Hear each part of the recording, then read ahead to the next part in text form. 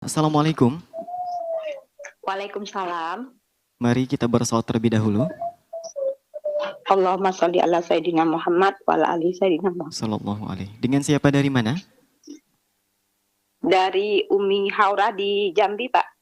Baik, silakan bertanya langsung kepada Buya. Bismillahirrahmanirrahim. Assalamualaikum, Bu ya. Waalaikumsalam warahmatullahi wabarakatuh. Ya, mohon maaf, Bu ya. Sudah saya berterima kasih, bersyukur dapat kesempatan bisa bertanya dengan Buya langsung. Begini, Bu ya, mohon maaf.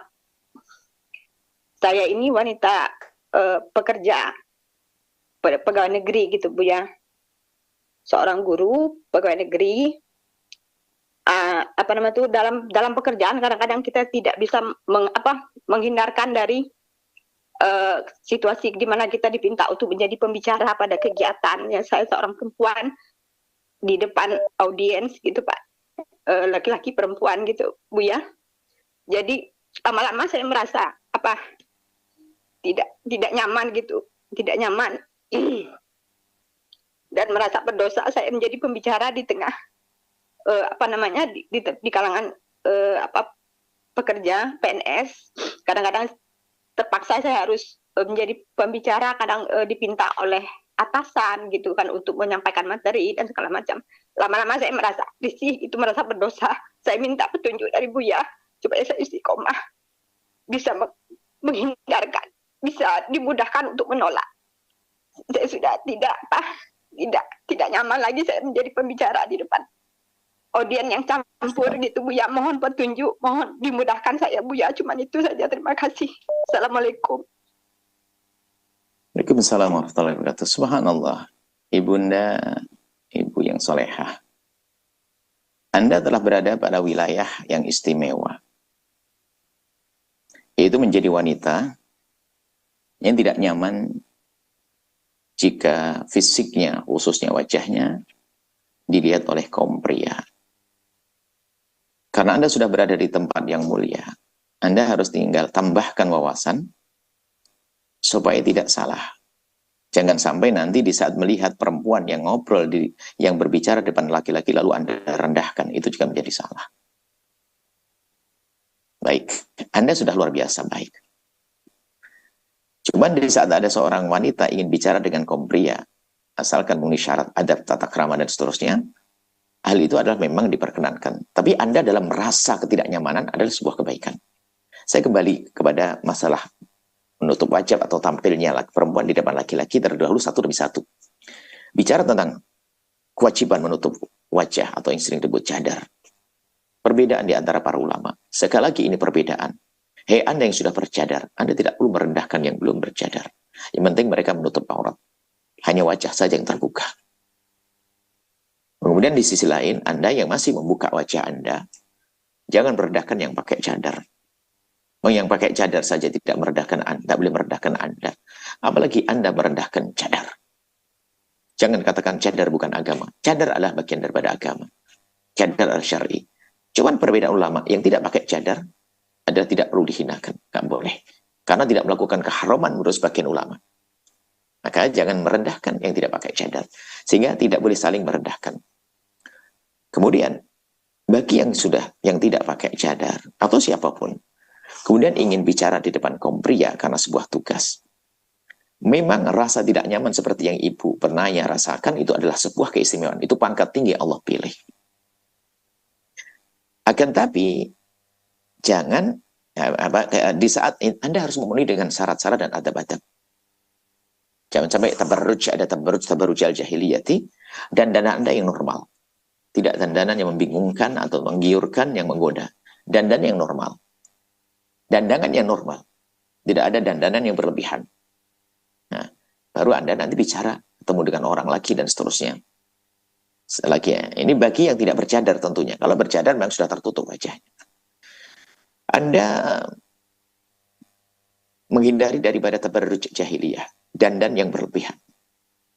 Berlebihan adalah pokoknya ya tidak wajar aja ada tambahan-tambahan sampai ingin dilihat orang bahwasanya Anda punya bermacam-macam, mulai dari lipstick, dari ini tambahan. yang menggiurkan. Itu adalah hindari yang seperti itu. Anda tetap boleh bicara dengan kewajaran Anda. Ngomong bicara, wajar dan seterusnya. Sesuai dengan akhlak yang mulia. Sesuai dengan aturan-aturan kemuliaan, maka yang demikian diperkenankan. Dan ini bukan ikhtilat yang haram. Ikhtilat itu adalah ikhtilat yang boleh, ikhtilat yang haram. Ikhtilat bercampur lagi dengan perempuan, asalkan tidak berdempetan, tidak berdesak-desakan, tidak bersentuhan kulit dan sebagainya, adalah kemudian tidak saling menutup. Jadi ada ikhtilat. Orang harus beda-bedakan ikhtilat sama khulwah. Khulwah jelas haram.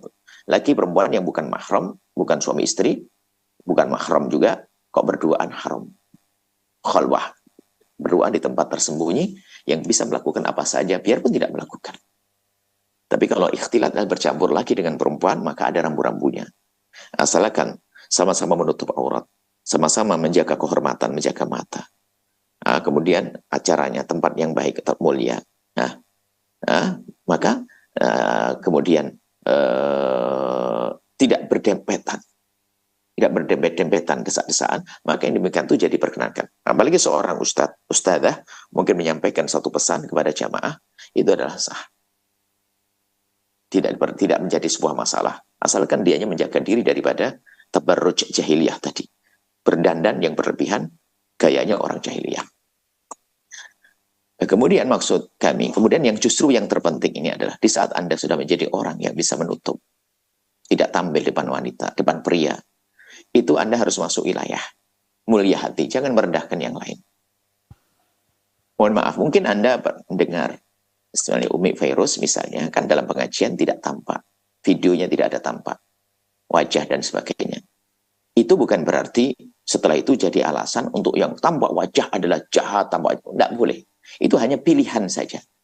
Pilihan untuk tidak tampil. Dan seperti Anda, pilihan kemuliaan itu saja. Jangan merendahkan orang lain. Kadang-kadang sebagian orang waktu, wah, guruku adalah tidak tampak. Ente gimana sih gurunya menampakkan wajah? Itu kesombongan, congkak dalam beragama. Justru kami ingin ingatkan kepada Anda, karena Anda sudah dalam wilayah mulia, wilayah bahwa Anda dengan di saat harus tampil depan orang merasa tidak nyaman, sampai Anda tadi berdoa, semoga bisa nolak dengan bagus, Anda istimewa.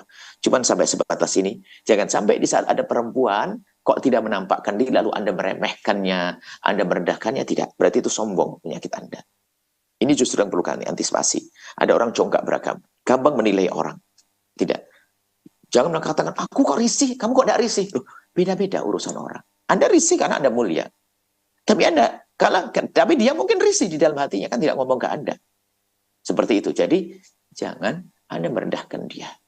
Orang yang belum, misalnya yang biasa tampil depan orang, Anda tidak perlu merendahkan dia karena Anda merasa di tempat yang mulia.